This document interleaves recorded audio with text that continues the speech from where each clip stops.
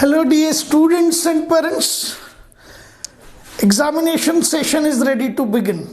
ठीक है, 31st of December mister Pokhriyal announce कर देंगे 10th and 12th CBSE board examination की डेट्स, और फिर जितने भी हमारे स्टूडेंट्स हैं, पेरेंट्स हैं, उनको डेफिनेटली एक टाइम फ्रेम में काम करने का मौका तो मिलेगा ही मिलेगा और करना भी पड़ेगा, उनकी मजबूरी भी होगी। ठीक है ना, ये एक नज़रिया है चीज़ों को देखने का, लेकिन ये गलत नज़रिया है। This is not the correct way to see the things.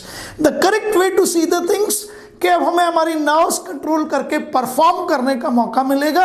It is an opportunity, it is a big opportunity.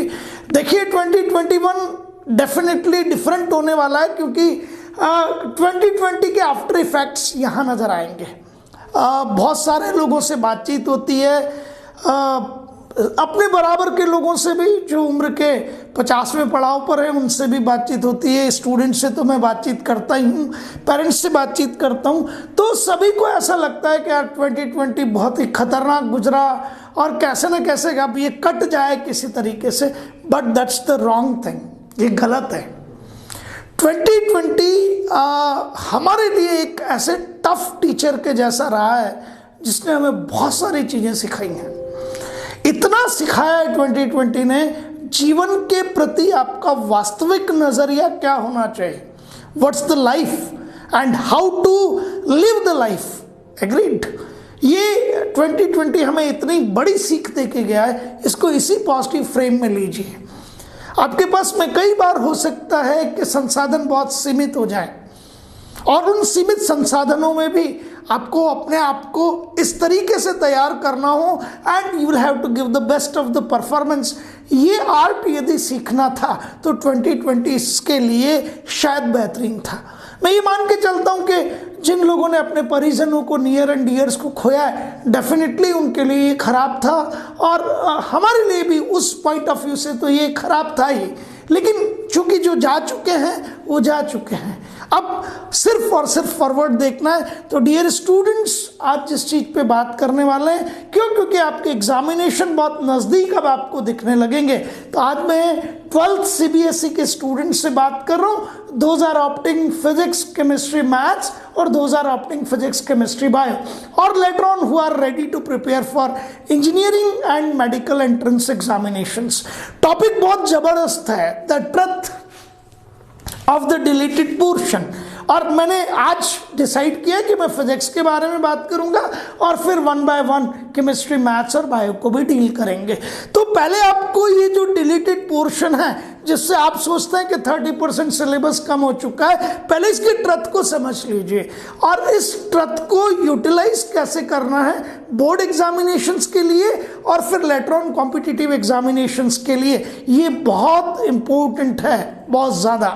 क्यों? क्योंकि ये डिलीटेड पोर्शन बोर्ड एग्जामिनेशन के लिए डिफरेंट मैनर में बिहेव करेगा, जबकि यही डिलीटेड पोर्शन आपके कॉम्पिटिटिव एग्जामिनेशन के लिए एंटायरली डिफरेंट सीन देगा। तो आप तैयार हो जाइए सब के सब।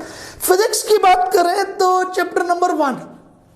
अब स्टूडेंट सोचता है कि sir chapter 1 physics, 12th CBSE physics chapter 1 electric charges and fields को डिलीट कर दिया है।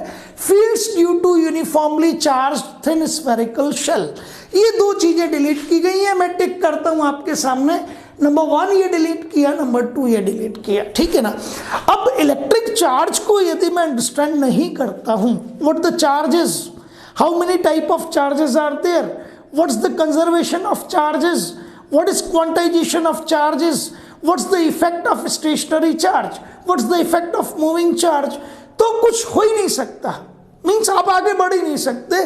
तो एज फार एज ये जो डिलीटेड पोर्शन है इलेक्ट्रिक चार्जेस एंड फील्ड्स, ये तो आपको पढ़ना ही पढ़ना पड़ेगा। भले डिलीट कर दिया गया है, लेकिन इसको नहीं पढ़ेंगे तो आप चैप्टर में आगे बढ़ ही नहीं सकते। सो बी वेरी वेरी केयरफुल, आप बहुत बहुत समझदारी से काम लेंगे। हाँ, अब सुनिए, ये चूंकि पोर्शन डिलीट हो गया है ना, तो अब आपको वो क्वेश्चंस जो थोड़े से बहुत, जिसे कहते हैं बहुत थ्योरेटिकल हैं, आप उन्हें बहुत छोटे शब्दों में, ओछे शब्दों में, रट्टा मारने के भी कह सकते हैं, लेकिन मैं ऐसा कभी कहता नहीं। जैसे स्टेट 2 प्रॉपर्टीज ऑफ चार्जेस, तो ये चूंकि ये पोर्शन ही डिलीट हो गया तो अब इस तरह का क्वेश्चन आपको नहीं मिलेगा।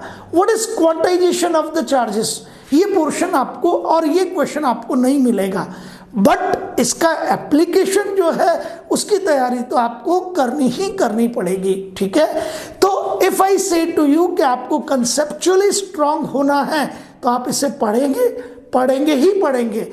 लेकिन एक बात जरूर है कि इससे रिलेटेड जितने भी थियोरेटिकल क्वेश्चंस थे आप उनसे दूर हो सकते हैं। आप अननेसेसरी उनको राइट डाउन करके अपना जिसे कह सकते हैं कि वेस्टेज ऑफ टाइम पर नहीं जाएंगे, कंट्रोल करेंगे अपने आप को, ये इंपॉर्टेंट है। एक डेरिवेशन हुआ करता था जब हम गॉस लॉ को यूज करते हैं, and with the use of Gauss law हम वेरियस पॉइंट्स पर due to spheres electric field intensity calculate करते हैं। Electric field intensity due to hollow sphere, electric field intensity due to solid sphere, the spheres can be conducting, the spheres can be non conducting. ठीक है ना, वहाँ एक जिसे कहते हैं कि लंबा चौड़ा डेरिवेशन है, हम गॉसियन सरफेसेस को एज्यूम करते हैं और फिर आगे बढ़ते हैं। इस तरह का आप देखेंगे तो हमेशा एक क्वेश्चन आपको मिलता था, that is long answer type of question. Be careful, थोड़ा ध्यान से सुनिएगा। मैं यहां बात कर रहा हूं charge thin spherical shell, uniformly charge thin spherical shell. तो अब ये जो डेरिवेशन था आपके पास में, जहां आप एक थिन स्फेरिकल शेल से डील करते थे जो यूनिफॉर्मली चार्ज थी, वो आपको विड्रॉ कर लिया गया है। लेकिन इतनी सी चीज के विड्रॉ करने से फर्क नहीं पड़ता, क्यों? क्योंकि ना तो लीनियर चार्ज की वजह से फील्ड विड्रॉ किया है, ना सरफेशियल चार्ज की वजह से फील्ड विड्रॉ किया है। तो अल्टीमेटली ये जो चीज है ये आपके पास में है ही सही, आप इससे किसी भी हाल में ना तो कन्नी काट सकते ना इसे छोड़ सकते हैं। Is that clear? तो मैं पढ़ना पड़ेगा आपको कुल मिला के। अब आइए चैप्टर नंबर 3 पे। ठीक है ना, कई बार कुछ बच्चे क्या करते हैं, बिल्कुल नालायक कैटेगरी के होते हैं। मुझे लगता है आपकी वो कैटेगरी नहीं है, लेकिन फिर भी हो तो अपने आप को चेंज करना। यहाँ मैंने चैप्टर 1 लिखा और यहाँ चैप्टर 3 लिखा, तो नालायक क्या सोचेंगे, चैप्टर 2 कहाँ गया, वेयर इज चैप्टर 2, है ना। अब नालायक है वो, क्योंकि उनको लगता है अरे यार एक के बाद तो, अरे यार ये डिलीटेड पोर्शन है भाई, चैप्टर 1 में से कुछ पार्ट डिलीट किया है, चैप्टर 2 में से कोई पार्ट डिलीट नहीं किया है, इसलिए मैंने यहाँ चैप्टर 2 नहीं लिखा है। तो यदि आप इस तरह का सोच रहे हैं डियर स्टूडेंट्स, तो अपने माइंडसेट को बदलिए, अपने वर्क कल्चर को बदलिए, क्योंकि आगे चल के लिए आपके लिए बहुत डेंजरस हो जाएगा। Try to understand the things and then try to opine it. समझ रहे हैं, हम पहले सोचें समझें फिर उस पर क्या करें, जिसको कहते हैं रिस्पॉन्ड करें, रिएक्ट ना करें। Reactions are really dangerous. जितने भी रिएक्शंस होते हैं ना, उनमें सोच और समझ नहीं होती है। जितने भी रेस्पॉन्ड होते हैं, ठीक है, रिस्पॉन्स जब हम करते हैं उनमें सोच और समझ होती है, एनालिटिक्स होती है। तो मैंने आपको बिल्कुल सीधे सीधे शब्दों में कह दिया कि improve your studentship, student culture को इम्प्रूव करना है। यदि इस तरह की चीज़ आपके दिमाग में चल रही है, और नहीं चल रही है तब तो आप बहुत बेहतरीन नहीं सही। अब यहाँ ये चैप्टर 3 आपका इलेक्ट्रिक करंट का चैप्टर है। कार्बन रजिस्टर्स का एक टॉपिक था, एनसीईआरटी में ये काफ़ी अच्छी तरह से दिया हुआ है, पढ़ना भी चाहिए, और इस पर क्वेश्चन भी रेगुलर आता था। यदि मैं 2019 की बात करूं जेई मेंस की, तो यार 2019 जेई मेंस में 2019 जेई मेंस में एग्जामिनर को पता नहीं क्या हुआ था, हर सेशन के एग्जामिनेशन क्वेश्चन पेपर में कार्बन रजिस्टर्स पे क्वेश्चन थे। यूजुअली कॉम्पिटिटिव एग्जामिनेशन की प्रिपरेशन करने वाले 2019 से पहले तक इसे क्या कर देते थे, नेग्लेक्ट कर देते थे, और 2019 में इसे बहुत भुगता है स्टूडेंट्स ने। तो उनको समझ आ गया कि यार हमें एनसीईआरटी की समझ अच्छी रखनी पड़ेगी। लेकिन ये 2020 में अभी आपके बोर्ड एग्जामिनेशन से डिलीट कर लिया है। तो वो जो कार्बन रजिस्टर्स हैं जिन पे कलर कोडिंग हम देखते थे, वेरियस रिंग्स होती थी अलग अलग कलर्स की, बीबी रॉय ऑफ ग्रेट ब्रिटेन वाला एक ट्रिक जो आप याद करते थे, उसकी ज़रूरत नहीं है, ये डिलीट कर दिया गया। ना तो कलर कोडिंग है आपके पास में और ना कार्बन रजिस्टर्स है, तो छोड़ दीजिएगा इनको, है ना। लेकिन आप यदि कॉम्पिटिटिव लेवल के लिए प्रिपेयर कर रहे हैं तो फिर देखेंगे थोड़ा उसके बाद, अभी तो आप इनको लीव आउट कर सकते हैं। अब एक खतरनाक चीज, यहां एक चैप्टर था हमारे पास नंबर 2, कैपेसिटर्स। कैपेसिटर्स में भी सीरीज और पैरेलल कॉम्बिनेशन होता है, बिल्कुल होता है। और फंडामेंटली जो सीरीज एंड पैरेलल कॉम्बिनेशन है उसमें कुछ उसके लॉज हैं। अब इन्होंने कहा कि इस पोजीशन पे series and parallel combination of resistors को रिमूव कर दिया गया, डिलीट कर दिया गया। यदि आपने सीरीज और पैरेलल कॉम्बिनेशन को नहीं पढ़ा, नहीं समझा, तो आगे न तो आपको व्हीटस्टोन ब्रिज समझ आने वाला है, ना आपको उसका एप्लीकेशन मीटर ब्रिज समझ आने वाला है, न लेटर ऑन पोटेंशियोमीटर समझ आने वाला है। और लेटर ऑन जितने भी इलेक्ट्रिकल इंस्ट्रूमेंट्स हैं where you studied about conversion of galvanometer into voltmeter, conversion of galvanometer into ammeter, ये कुछ समझ नहीं आएगा। तो आपको ये series and parallel combination of resistance पढ़ना ही पढ़ना है। इसके डिलीट होने से हमें कोई फर्क नहीं पड़ रहा, ये मैं डिलीट करूं या ना करूं, ये मुझे पढ़ना, इट इज अ मस्ट। समझ आ गया आपको? चलिए अब चलते हैं चैप्टर 4 पर। ठीक है, यहाँ मूविंग चार्जेस था, एक टॉपिक था। ये 5 मार्क्स का एक लॉन्ग आंसर टाइप क्वेश्चन आता था, है ना, और बच्चे इसको रट के चले जाते थे, थोड़ा सपोर्टिव था। तो ये cyclotron is a device. Cyclotron basically कुछ और नहीं है, साइक्लोट्रॉन पार्टिकल एक्सेलरेटर है ये, ठीक है, और इम्पोर्टेंट था, लेकिन चूंकि अब आपको डिलीट कर दिया गया तो उसका जिसे कहते हैं कि 5 मार्क्स के क्वेश्चन में कंस्ट्रक्शन, बेसिक वर्किंग प्रिंसिपल, ये सब आप लीव आउट कर सकते हैं, कोई ज़रूरत नहीं है। तो साइक्लोट्रॉन को आप हटा दीजिए, ये कहीं डिस्टर्ब भी नहीं करेगा आपको, ठीक है। एक चैप्टर था जिसमें हम मैग्नेट्स के बारे में पढ़ रहे थे, बार मैग्नेट हम पढ़ रहे थे, मैग्नेटिक डाइपोल हम पढ़ रहे थे। उस मैग्नेटिक डाइपोल का एक एक्सिस था, उस मैग्नेटिक डाइपोल पे एक इक्वेटर था, और हम एक्सियल पॉइंट्स पर और इक्वेटोरियल पॉइंट्स पर मैग्नेटिक फील्ड इंटेंसिटी के लिए कुछ डेरिवेशंस करते थे। तो वो आपके सिलेबस से रिमूव कर दिए गए हैं, भूल जाइए इनको बिल्कुल। ये अच्छी चीज़ है। वो थोड़े से मीन्स जिसे कहते हैं हाईली थियोरेटिकल थे। हाँ, उनके रिजल्ट्स तो हमें पता है और वो रिजल्ट्स आप याद रखिएगा। मैग्नेटिक मटेरियल्स ये काफ़ी थियोरेटिकल था, जहाँ हम डायमैग्नेटिक मटेरियल्स पढ़ते थे, पैरामैग्नेटिक मटेरियल्स पढ़ते थे, फेरोमैग्नेटिक मटेरियल्स पढ़ते थे, ठीक है। वहाँ हम BH कर्व को पढ़ते थे, IH कर्व को पढ़ते थे। तो ये एक्सट्रीमली थियोरेटिकल जितनी भी चीज़ें थी, you can leave out them, इनको आप छोड़ सकते हैं। इनको आप कॉम्पिटिटिव लेवल के लिए भी छोड़ सकते हैं, वहाँ भी आपको एक क्वेश्चन मिलता है मैक्सिमम, इससे ज़्यादा नहीं मिलता। तो ये बिग थियोरेटिकल पोर्शन है जिसे आप लीव आउट करके आगे बढ़ेंगे, और ये आपके लिए सपोर्टिव भी है, it is supportive to you also, ठीक है। ऑल्टरनेटिंग करंट में इन्होंने कमाल कर दिया है, ठीक है ना, मतलब it is a blunder, it is a blunder. Alternating current पढ़ाते समय ये कहते हैं leave out the power factor, और पावर फैक्टर को आप छोड़ देंगे तो अल्टरनेटिंग करंट में कुछ बचेगा ही नहीं। आप समझ ही नहीं पाएंगे कि इंडक्टर में how the voltage is leading the current by 90 degree. अरे इंडक्टर L हेनरी में जिसको मेजर करते हैं हम, वहां वोल्टेज लीड करता है करंट से 90 डिग्री, और आप कहते हो कि फाई जो है आपका phase angle, phase difference between applied voltage and flowing current, वो 90 डिग्री होता है, और कॉस फाई पावर फैक्टर वहां 0 होता है।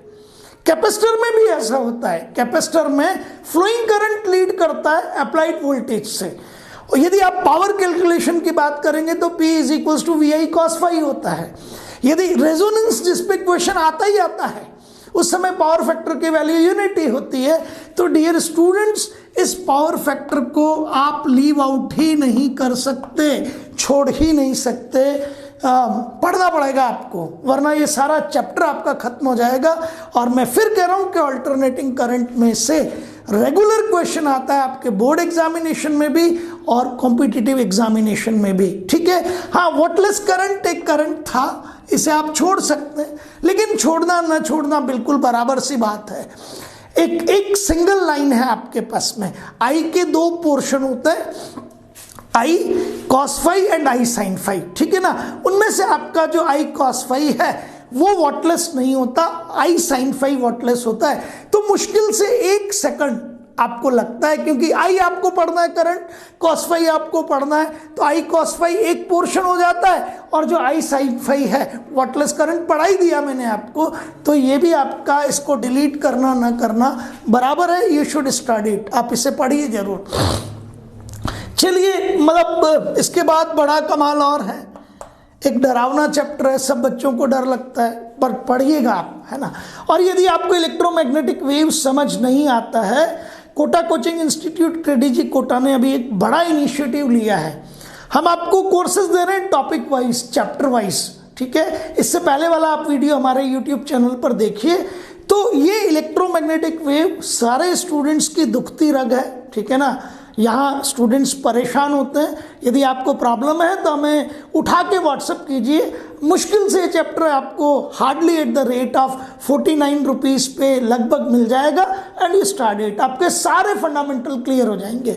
अब इलेक्ट्रोमैग्नेटिक वेव में ये कहते हैं कि डिस्प्लेसमेंट करंट को हमने रिमूव कर दिया। इलेक्ट्रोमैग्नेटिक वेव में ये कहते हैं कि हमने डिस्प्लेसमेंट करंट को रिमूव कर दिया, तो फिर भाई बचा क्या? ये डिस्प्लेसमेंट करंट वो डिस्प्लेसमेंट करंट है जो ये बताती है कि भाई चार्जिंग या करंट फ्लो दोनों बहुत इंपॉर्टेंट है। ये जब आप उठा के मैक्सवेल्स इलेक्ट्रोमैग्नेटिक वेव्स पढ़ेंगे 1 2 3 4, Maxwell equation for electromagnetic waves 1, Maxwell's equation for electromagnetic wave 2 3 and 4, तो वहां आप मॉडिफाइड एम्पियर सर्क्यूटल लॉ पढ़ते हैं 4th इक्वेशन में, that is also be known as Maxwell Ampere circuital law. बहुत इंपॉर्टेंट है, वो जान है एक तरीके से इलेक्ट्रोमैग्नेटिक वेव्स की, ठीक है। इसके बिना आप चैप्टर पढ़ ही नहीं सकते, तो इसको रिमूव करना या ना करना इट इज यूजलेस, ये पढ़ना पड़ेगा आपको। और ये बहुत कंसेप्चुअल है, लोग इसे डिफिकल्ट समझते हैं, और आपको बता रहा हूं कि इन जनरल स्टूडेंट्स इसे छोड़ के जाते हैं। बहुत छोटा सा कंसेप्ट है, यदि आपको कोई प्रॉब्लम होती है देन व्हाट्सएप अस, ठीक है। तो ये आपका, इसको डिलीट करना ना करना it is one of the same thing, पढ़ना पड़ेगा। अब चलिए आप यहाँ पे, तो मैं आपको आगे ले चलता हूँ, that is ray optics. Plane mirrors you can leave out, बहुत कोई प्रॉब्लम नहीं है, और वैसे भी आप 10th से बहुत अच्छा पढ़ के आए। यहाँ स्कैटरिंग ऑफ लाइट को आप छोड़ सकते हैं, स्कैटरिंग ऑफ लाइट को आप लीव आउट कर सकते हैं। नितिन इसे चेक कर लिया करो बीच बीच में, किसे छोड़ सकते हैं आप, you can leave out scattering of light. इसके कई सारे आपने देखे होंगे क्वेश्चंस थे, that why suns looks to be as red, agreed. जितने भी आपके स्टार्स हैं, why they twinkle, why the sky appears to be as blue, इस तरह के क्वेश्चन थे, 1 मार्क्स के आते थे। पढ़ेंगे तो भी मुश्किल से 10 मिनट लगेंगे, लेकिन आप चाहें तो इसे छोड़ सकते हैं, कोई बड़ी प्रॉब्लम इसमें नहीं है। हाँ, रिजॉल्विंग पावर को आप छोड़ दीजिए, resolving power of microscope as well as telescope छोड़ दीजिए, resolving power of microscope as well as telescope छोड़ दीजिए।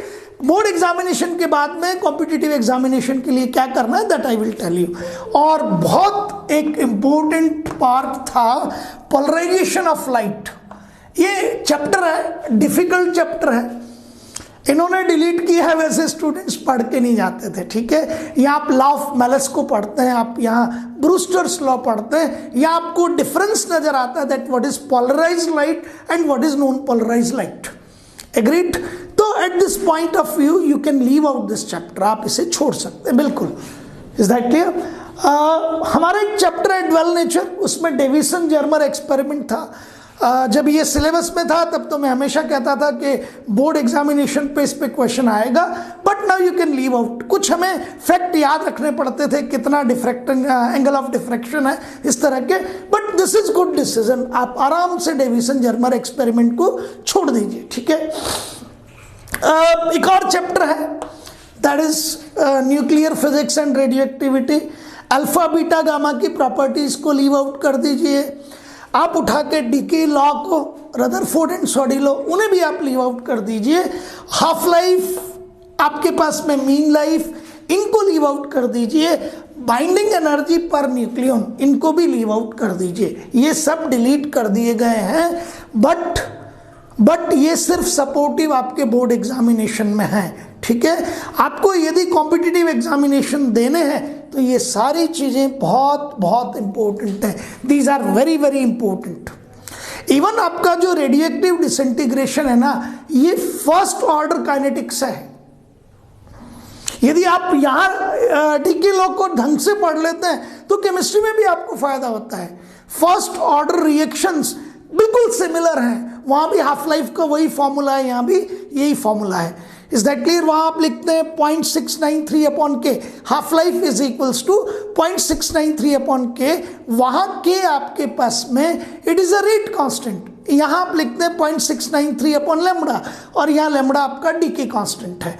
तो if you want to go for the competitive examination, ये आपको पढ़ना ही पढ़ना पड़ेगा। Decay laws, properties of alpha beta gamma radiations, half life, then it is mean life, then binding energy per nucleon, एक ग्राफ है। ये पहली चीज है जो ये बताती है कि कौन सा न्यूक्लियस स्टेबल होगा। ठीक है, तो if you want to prepare for competitive examination, it is must, ये आपको पढ़ना है, ये आपके लिए बहुत जरूरी है। और आप यदि बोर्ड एग्जामिनेशन की प्रिपरेशन कर रहे हैं सिर्फ, यू कैन लीव आउट, छोड़ सकते हैं आसानी से। ये थोड़ा सा जैसे कह सकते हैं कि वाइड भी है और डिफिकल्ट भी फील होता है बच्चे को, तो it is a good thing for you people. And then हमारे पास लास्ट चैप्टर है सेमीकंडक्टर्स एंड सेमीकंडक्टिंग फिजिक्स। ठीक है, जहाँ आप डायोड, ट्रांजिस्टर, इन सब के बारे में पढ़ते हैं। वहाँ से जेनर डायोड को हटा लिया गया है। Zener diode and its application as DC voltage regulator, ये दोनों चीज़ें हटा ली गई हैं। But dear students, you get surprised out कि ये कॉम्पिटिटिव लेवल के लिए बहुत इंपॉर्टेंट है। जेनर डायोड पर every year you will be facing the questions. तो डिसाइड कीजिए कि if you are preparing for competitive examination like JEE Mains and NEET, it is must, it is required. हाँ, JEE advance के course में नहीं है ये, ठीक है ना, बट जाओगे तो जेईई एडवांस में, जेईई मेंस के थ्रू ही ना आप। तो फिर जेनर डायोड और इसके एप्लीकेशन कौन सा? Zener diode as a voltage regulator, Zener diode as a DC voltage regulator, उसको पढ़ लीजिए, इंपॉर्टेंट है काफ़ी। और सिर्फ आप बोर्ड एग्जामिनेशन के लिए पढ़ रहे हैं, then you can leave out. Agreed? तो मैंने ये एंटायर फिजिक्स सब्जेक्ट में क्या डिलीट किया है, वो 30% पोर्शन का क्या हाल है, क्या आपको पढ़ना पड़ेगा, वो बहुत डिटेल में आपको बता दिया है। और आप इसी को फॉलो करते हुए आगे बढ़ जाइए और बढ़ते रहिए। Thank you.